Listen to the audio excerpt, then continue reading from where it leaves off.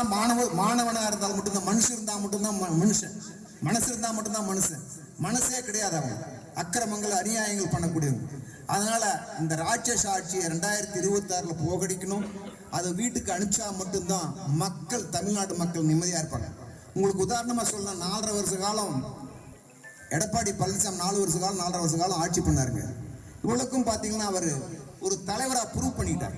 இந்த 4.5 வருஷ காலத்துல என்ன பண்ணாரு, அவரை ஒரு தலைவர் அப்படின்னு நிர்ணயம் பண்ணிட்டார். எப்படின்னு சொல்லி கேட்டீங்கன்னா, எல்லா திட்டங்களும் 11 மெடிக்கல் காலேஜ் இந்தியா தமிழ்நாட்டுக்கு எவ்வளவு மெடிக்கல் காலேஜ் கொண்டு வந்தாரு, மத்திய அரசாங்கத்தோட நல்ல உறவு முறையில் போய் பேசி 11 மெடிக்கல் காலேஜ்.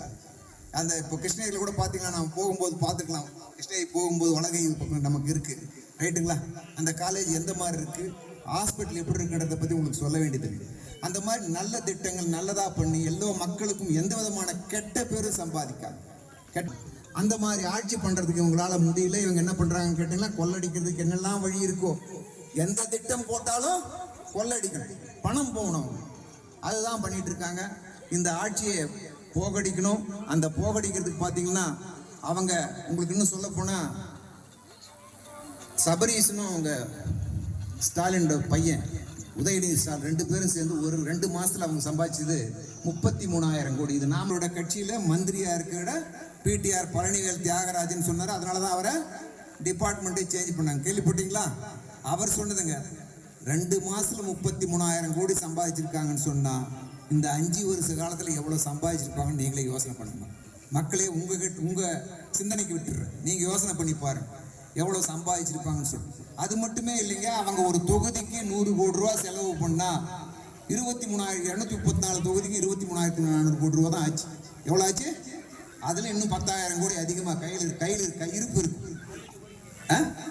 4 லட்சம் கோடி அவர் சொல்றாரு. இந்த மாதிரி பார்த்தீங்கன்னா மக்களுடைய பணத்தை, நம்மளுடைய பணத்தை எடுத்துட்டு இப்போ 5,000 ரூபா கொடுத்துருக்காங்க. இவங்க ஆட்சிக்கு வரதுக்கு முன்னாடி சொன்னாங்க 1000 ரூபா கொடுக்குறோம் பெண்களுக்கெல்லாம், யாருக்கெல்லாம் கார்டு இருக்கோ கார்டு இருக்கிற பெண்களுக்கு மகளிருக்கு 1000 ரூபா கொடுக்குறோன்னு சொன்னாங்க. 3 வருஷ காலம் கொடுக்கல. அதை பார்த்தீங்கன்னா நம்ம எடப்பாடி அவர்கள் நேராக இதில் அசம்பிளியில் பேசி ப்ரெஷர் போட்டு கடைசியில் 1000 ரூபா கொடுத்தாங்க.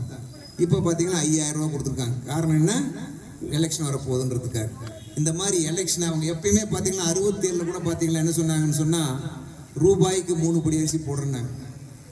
எலெக்ஷன் ஜெயிச்சாங்க. அவங்க எதிர்பார்க்கவே திமுக ஜெயிக்குன்னு அவங்க கனவுலையே அவங்க கண்டதில்லை. 67 ஜெயிச்சிட்டாங்க. ஏன்னா பஞ்சம் அந்த அளவுக்கு பஞ்சம். ஜெயிச்ச பின்னாடி அண்ணாதுரை ஒரு இடத்துல போய் ரேஷன் கடையில் போடு கேட்குறாங்க. பிரஸ்காரங்க கேட்குறாங்க. கேட்கும்போது எங்க ரூபாய்க்கு 3 படி அரிசி போடுறீங்களே, இப்போ என்னங்க போடுறீங்க, இப்போ 1 படி அரிசி போடுறீங்களா, லட்சியம் 3 படி நிச்சயம் 1 படி, அந்த மாதிரி பொய் பேசுறதே அவங்களுடைய நோக்கம். அதே மாதிரி 89 பார்த்தீங்கன்னா ஏக்கர் 96 நினைக்கிறேன், ஏக்கர் 2 ஏக்கர் நிலம் கொடுக்குறேன்னு சொன்னாங்க. கொடுத்தாங்களா? ஏழை விவசாயிகளுக்கு 2 ஏக்கர். அதுக்கு பின்னாடி எலெக்ஷன் முடிஞ்ச பின்னாடி கேட்டால் தமிழ்நாட்டிலே அவ்வளோ நிலம் இல்லை அப்படின்னு சொல்றாரு. எது தெரியாதா உனக்கு? மந்திரியா இருந்தல, முதல் மந்திரியா இருந்தல. இந்த மாதிரிலாம் செய்யக்கூடிய திமுக ஆட்சி, திமுக அந்த மக்களுக்கு துரோகம் பண்ணக்கூடிய ஆட்சி, தமிழ்நாடு மக்களுக்கு துரோகம் பண்ணக்கூடிய ஆட்சியை வீட்டுக்கு அனுப்பணும். அதுக்கு என்னன்னு கேட்டிங்கன்னா, அவங்க பலவிதமான இந்த எலெக்ஷன் வரும்போது என்ன வேணாலும் போய் எவ்வளோ வேணாலும் போய் பேசுவாங்க. ஒன்றும் இல்லைங்க, 125 நாள் வேலை வாய்ப்பு திட்டம், 100 நாள் வேலை வாய்ப்பு திட்டம். அந்த 100 நாள் வேலை வாய்ப்பு திட்டத்தை 125 நாள் ஆக்கியிருக்காரு நம்ம மோடி அவர்கள்.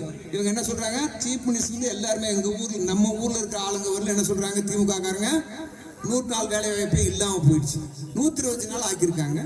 அது இல்லாம விவசாயத்துக்கு பயன்படுத்தலாம். அந்த 100 நாள் வேலை வாய்ப்பு திட்டம், 125 நாள் வேலை வாய்ப்பு வேலை செய்யறவங்கள விவசாயிகளும் பயன்படுத்திக்கலாம் அப்படின்னு சொல்லியிருக்காங்க. இந்த மாதிரி அதுக்கு பார்த்தீங்கன்னா நிறைய சிஸ்டம் கொண்டு வந்திருக்காங்க. அதனால இவங்களுக்கு கொள்ளடிக்க முடியாது. இந்த மாதிரி எது எடுத்தாலும் எந்த விஷயத்துலனாலும் அவங்க பார்த்தீங்கன்னா ஒவ்வொரு வீட்டுக்கும் நம்ம போகணும், எல்லா வீட்லையும் மக்களை புரிய வைக்கணும். ஏன்னு கேட்டிங்கன்னா, திமுக எந்த மாதிரி ஏமாத்துவாங்க, என்னெல்லாம் பண்ணியிருக்காங்க அப்படின்னு சொல்றத நீங்கள் மக்களுக்கு புரிய வைக்கிறதுக்காக நீங்கள் எல்லாம் வேலை செய்யணும்னு கேட்டுக்கிட்டு நீங்கள் முதல்ல உஷாராக இருக்கணும். வருகின்ற எலெக்ஷனில் என்டிஏ கூட்டணியில் எந்த வேட்பாளர் நின்னாலும் சரியே, நம்ம இங்கே இருக்கிற எந்த என்டிஏ கூட்டணியில் ரெட்டையில் நின்னாலும் சரி, தாமரை நின்னாலும் சரியே, பிஎம்கே மாம்பழம் நின்னாலும் சரி, யார் நின்னாலும் நம்ம அந்த சின்னத்துக்கு ஓட்டளித்து வெற்றி பெற செய்ய வேண்டும் என்று கேட்டுக்கொண்ட வாய்ப்புக்கு நன்றி கூறி விடைபெறுகிறேன். நன்றி, வணக்கம். பாரத் மாதா கி ஜெய்.